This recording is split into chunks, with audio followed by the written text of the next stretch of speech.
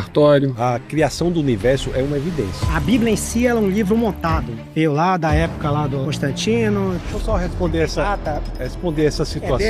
Deixa eu só até... Como é que a gente vai confiar num livro que excluiu 20 coisas pra gente não ter o conhecimento e discernimento? Como você me explica isso? Se tiver um estupro, por exemplo, a criança nascer, a igreja força com que a família fique com aquela criança, mesmo que seja indesejado. Bases falhas, fundamentos frágeis. Você tem a sua verdade e nós temos as nossas. Isso tem a ver com a origem do universo. Olá pessoal, eu sou Tassos Licurgo, sou pastor, professor, advogado, estou aqui para debater com 25 ateus. Nosso quarto tema é: sem Deus não há motivo moral para condenar assassinato ou estupro. 1, 2, 3 e... Sem Deus não temos. Com Deus temos. Sim, Deus é a base, a fonte de toda moralidade.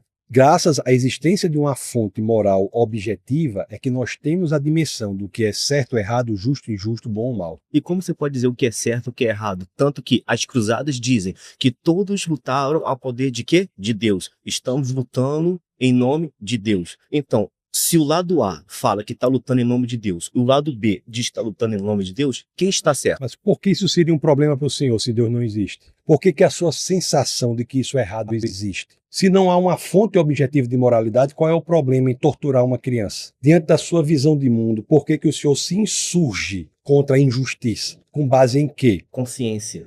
A consciência tem base em quê? Na evolução? A consciência tem base no que você vê, no que você sabe que é certo e no que você sabe que é errado. Por que a gente sabe que algo é certo ou errado? A Bíblia diz que Deus se manifesta, se revela, inclusive através da consciência. Por que nós temos a consciência de que algo é certo ou algo é errado? Por que eu posso dizer aqui com total segurança que torturar uma criança por prazer é errado em qualquer cultura, em qualquer mundo? É errado, mas tem gente que gosta. Por exemplo, vamos citar os alemães. Era errado? Era. Mas eles faziam com o quê? Com um sorriso no rosto. E achavam que era certo. E mesmo assim ainda falava que fazia em nome de Deus. Estabeleceu a fonte da moralidade. Isso é errado. O que não quer dizer que as pessoas possam agir de maneira errada moralmente. Veja bem, eu não estou dizendo que o ateu não possa agir moralmente. O que eu estou dizendo é que o ateu ele não tem base para dizer o porquê ele age moralmente. Mas é a doutrina.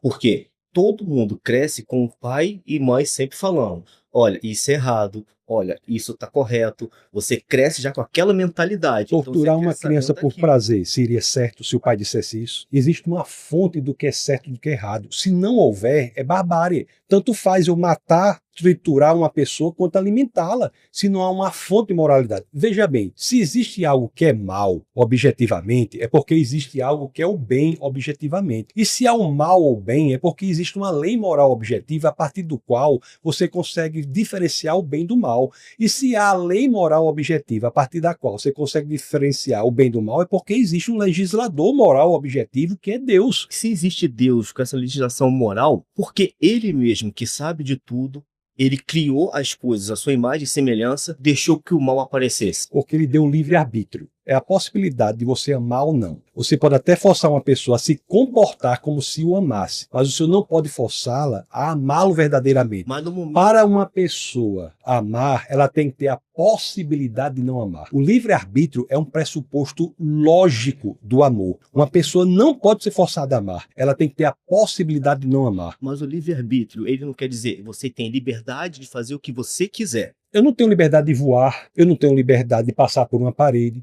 Como vocês mesmos falam, Deus diz: se você cometer pecado aqui na terra, você vai para o inferno. Isso é uma forma de controlar a humanidade. Elas pensam de forma diferente. Aqueles que não têm o conhecimento, eles são guiados pelos que têm uma mente maior e têm uma sabedoria maior. Essa pessoa se segue. Stalin no ateísmo matou 20 milhões de compatriotas. Mas o que nós estamos falando aqui é o seguinte: algo só é bom ou mal verdadeiramente se existir uma fonte moral objetiva que é Deus. O que não quer dizer que uma pessoa faça ou deixe de fazer algo com base na lei. Mas isso não é moralidade, é legalidade. Você pode ter sistemas legais e imorais. Aliás, a um desses o senhor já se referiu, que foi o nazismo. O nazismo era um sistema legal absolutamente imoral. A lei não dizia que era moral, nós temos a percepção clara que você matar 6 milhões de judeus é algo imoral. Mas por que imoral? Porque nós temos uma fonte de moralidade. Por que nós sabemos que algo é certo e que é errado? E estou falando dentro da Bíblia. Vocês dizem que existiu Abel, Caim. É certo, Deus, com toda sabedoria, como vocês dizem, aceitar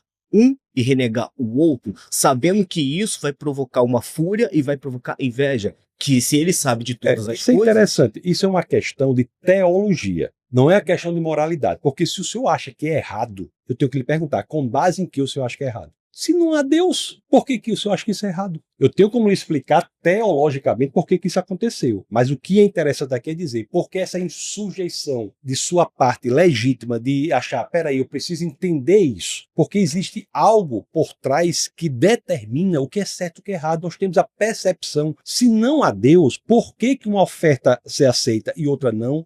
É errado. De conhecimento. Seja do que for, mas por que o senhor acha que é errado? Sempre procuram saber o porquê. Porque uma pessoa chegar e falar assim, isso aqui é certo, e todo mundo seguir, é muito fácil. Agora, se uma pessoa discorda de uma opinião de alguém, ela é condenada. Opa, vamos caçar, vamos prender. Onde menos acontece isso é no cristianismo. Vá fazer uma passeata gay na Rússia, na China, para ver o que acontece. Vá fazer uma passeata gay num país islâmico, para ver o que acontece. Só existe parada gay, por exemplo, em países de matriz cristã. E por quê? Porque é a visão de mundo mais tolerante que existe. Sim, as pessoas são livres. Ser livre não quer dizer que é certo. Quer dizer que as pessoas têm a opção de fazer o que quiserem. Mas se fazer o que quiser, vai sofrer consequências. Não, consequências não. As consequências naturais que qualquer pessoa tem de suas decisões. O único lugar no mundo que existe a verdadeira liberdade é o cristianismo. Mas se Deus ama todo mundo como a si mesmo...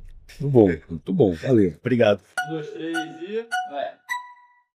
Nossa! Então, o amigo trouxe a fala aí e o senhor disse que só é possível, por exemplo, ter uma passeata LGBT onde o país onde existe um cristianismo, porque o cristianismo permite que isso aconteça. Sendo que isso é uma informação incorreta, porque nós aqui no Brasil, nós vivemos um estado laico, onde nenhuma religião se sobrepõe sobre a outra, se põe sobre as nossas forças de segurança e se põe sobre a nossa sociedade. Em todos os países que o senhor citou, países árabes, países asiáticos, onde eles vivem em um país que só a religião deles é permitida, tudo que eles acham incorreto é caçado. Então, se eu vou a um país islâmico e faço uma parada LGBT em um país islâmico, se o islamismo não concorda com isso, eles o atacam, porque não existe um Estado laico nesse país. Se eu vou a um país árabe, mesma coisa. Se eu vou a um país asiático, apesar que hoje nós temos países asiáticos que já são mais abertos, que vivem de certa forma um Estado laico, inclusive esses países que vivem de certa forma um Estado laico, são países com a maior curva de ascensão econômica, ou seja, quando você deixa de ser um país que está preso a uma única religião, a sua economia cresce porque as pessoas desenvolvem, porque o preconceito, ele perde a força. Eu estou concordando com tudo que você está falando. Nós temos que defender o Estado laico. Agora, o Estado laico é a conquista do cristianismo. Esses países onde tudo é possível, que o senhor está dizendo, são países de matriz cristã. No Oriente Médio, o mais livre qual é? Onde é que tem passeata gay no Oriente Médio? Israel.